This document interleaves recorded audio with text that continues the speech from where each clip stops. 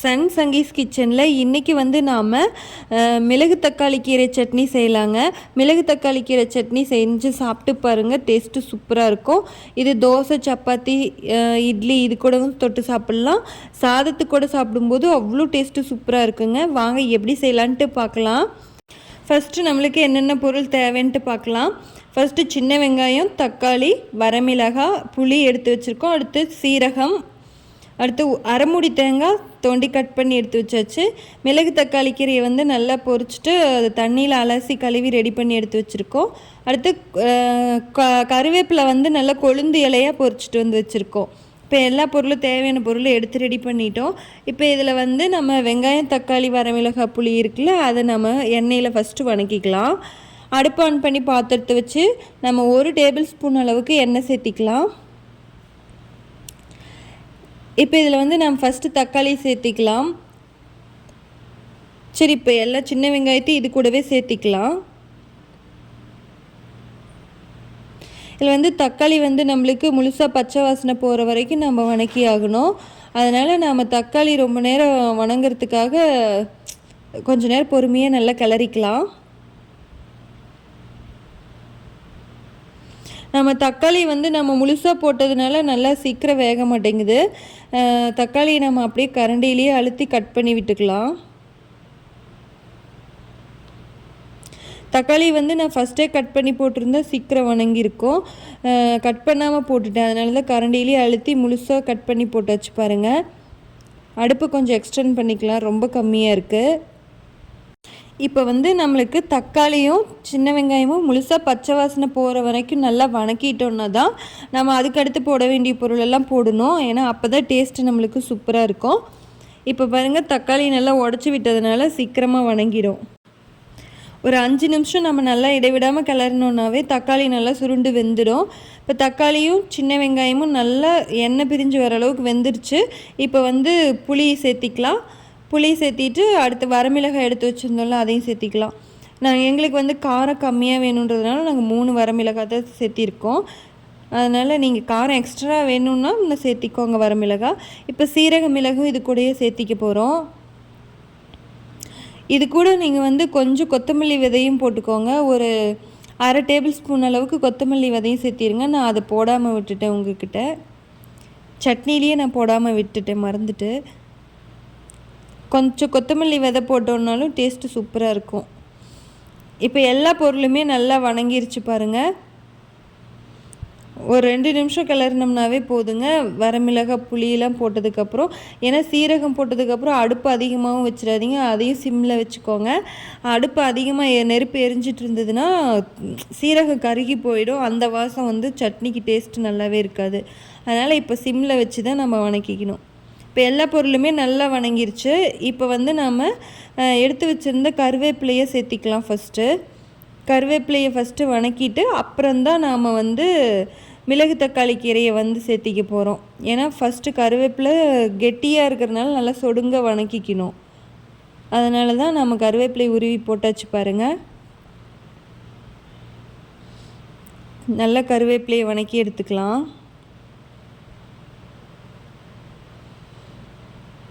இந்த மாதிரி சட்னி நீங்களும் செஞ்சுருப்பீங்க. ஆனால் மிளகு தக்காளி கீரை சட்னி இந்த மாதிரி செஞ்சு பாருங்கள், நல்லா சூப்பராக இருக்குங்க. டேஸ்ட்டு சாதத்தோடு சாப்பிடும்போது சூப்பரான டேஸ்ட்டாக இருக்குங்க. நம்ம வயிற்றுக்கும் நல்லது மிளகு தக்காளி கீரை. குடலில் புண்ணு இருந்துச்சுனாலும் வயிற்று புண்ணு எல்லாத்தையும் சரி பண்ணிடும். கருவேப்பிலை வந்து நல்லா பொரிஞ்சு நல்லா சொடுங்க வணக்கிடணுங்க. அப்போ தான் கருவேப்பிலையோட பச்சை வாசனையும் போகணும். கருவேப்பிலை பச்சை வாசனை போனதுக்கப்புறமா நம்ம இப்போ கீரையை ஆட் பண்ணிக்கலாங்க. மிளகு தக்காளி கீரை ஆட் பண்ணி சேர்த்திக்கலாம். மிளகு தக்காளி கீரை வந்து நல்லா கழுவி சுத்தம் பண்ணி ரெடி பண்ணிவிட்டு போடுங்க. இலைக்கு அடியில ஏதாவது பூச்சி முட்டை வச்சுருக்கான்னு பார்த்துட்டு சுத்தம் பண்ணிவிட்டு கீரையை சேர்த்திக்கலாம். நான் ஏற்கனவே ஃபஸ்ட்டே ரெடி பண்ணி வச்சுட்டேன் சுத்தம் பண்ணி, அதனால் அப்படியே போட்டாச்சு. பொறுமையாக இப்போ வந்து கீரையை அப்படியே பெரட்டி நம்ம நல்லா சொடுங்க கீரையும் வணக்கிக்கிறோம் எண்ணெயிலேயே. தண்ணி சேர்த்திக்கவே வேண்டாம். இதை அப்படியே நம்ம பெரட்டி இது பண்ணிட்டோன்னாவே கீரை சீக்கிரமாக சொடுங்கி வணங்கிரும்.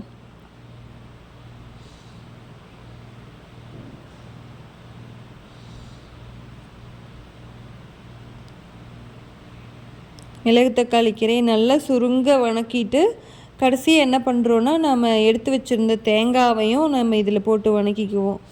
எல்லாத்தையும் வணக்கிட்டு நாம் மிக்ஸி ஜாரில் உப்பு தேவையான அளவு போட்டு அரைச்சிட்டோன்னா நம்மளுக்கு சட்னி ரெடிங்க. இது இந்த மாதிரி சட்னி நீங்களும் கண்டிப்பாக ட்ரை பண்ணி பாருங்கள். கண்டிப்பாக இந்த வீடியோ உங்களுக்கு பிடிச்சிருக்கா இல்லையான்ட்டு நீங்கள் கமெண்ட் பண்ணுங்கள். நீங்கள் கமெண்ட் பண்ணிங்கன்னா தான் உங்களுக்கு இந்த வீடியோலாம் பிடிச்சிருக்கா அப்படின்ட்டு எங்களுக்கு தெரியும். அடுத்தடுத்து எங்களுக்கு வீடியோ போடுறதுக்கு இன்ட்ரெஸ்ட் அதிகமாகும். கண்டிப்பாக நீங்கள் சப்போர்ட் பண்ணுங்கள் ஃப்ரெண்ட்ஸ். சன் சங்கீஸ் கிச்சன் சேனலுக்கு கண்டிப்பாக நீங்கள் சப்போர்ட் பண்ணுங்கள். மறக்காமல் சப்ஸ்கிரைப் பண்ணுங்கள் ஃப்ரெண்ட்ஸ். லைக் பண்ணுங்கள் என் வீடியோவுக்கு. பாருங்கள், கீரை நல்லா சொடுங்க வணங்கினதுக்கப்புறமா நம்ம எடுத்து வச்சுருந்த அரைமூடி தேங்காவையும் கட் பண்ணி வச்சுருந்தோம்ல, அதை இப்போ இது கூட சேர்த்தி வச்சுருக்கோம். சேர்த்திட்டு நல்லா இந்த தேங்காய் சேர்த்துனதுக்கப்புறம் நம்ம 2 நிமிஷம் மட்டும் நல்லா கிளறி விட்டோன்னா அந்த சட்னி நம்மளுக்கு கொஞ்சம் ரொம்ப நேரம் கெடாமல் இருக்கும். அதுக்காக தான் தேங்காவை எண்ணெயிலேயே கீரை கூட சேர்த்தி நாம் வணக்கிக்கிறோம். ஒரு 2 நிமிஷம் மட்டும் கீரையோடு சேர்த்தி தேங்காவை வணக்கிக்கிறோம். கண்டிப்பாக இந்த மாதிரி டேஸ்ட்டில் நீங்களும் ட்ரை பண்ணி பாருங்கள். சன் சங்கீஸ் கிச்சனுக்கு கண்டிப்பாக சப்போர்ட் பண்ணுங்கள் ஃப்ரெண்ட்ஸ். மறக்காமல் கமெண்ட் பண்ணுங்கள் ஃப்ரெண்ட்ஸ். உங்களோட சப்போர்ட் இருந்தால் தாங்க சன் சங்கீஸ் கிச்சன் மேலும் தொடர்ந்து வளர்ச்சி பெறும். உங்களோட ஆதரவு வேணுங்க கண்டிப்பாக. இப்போ எல்லாத்தையும் வணக்கி ரெடி பண்ணியாச்சு. அடுப்பை ஆஃப் பண்ணிவிட்டு நம்ம எடுத்து ஆற வச்சுருக்கோம். இது ஒரு 10 நிமிஷம் ஆறிடட்டும். ஆறினதுக்கப்புறமா ஜாரில் சேர்த்திக்கலாம். நம்ம ஃபேன் கடியை வச்சதுனால சீக்கிரமாக ஆறிடுச்சு. இப்போ இதை மிக்ஸி ஜாரில் சேர்த்திட்டு தேவையான அளவு உப்பு சேர்த்திட்டு அரைச்சிக்க போகிறோம். அவ்வளோதாங்க. தண்ணி சேர்க்காமல் நம்ம அரைச்சோன்னா தான் தேங்காய் முழுசாக அரைப்படும். தண்ணி சேர்த்திட்டோன்னா தேங்காய் முழுசாக அரைக்காது. அதனால் நம்ம தண்ணி சேர்க்காம தான் அரைக்கணும்.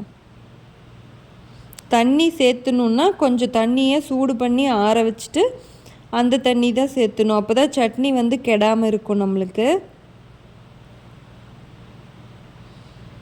இப்போ நம்ம தேவையான அளவு உப்பு சேர்த்திக்கலாம் சட்னிக்கு.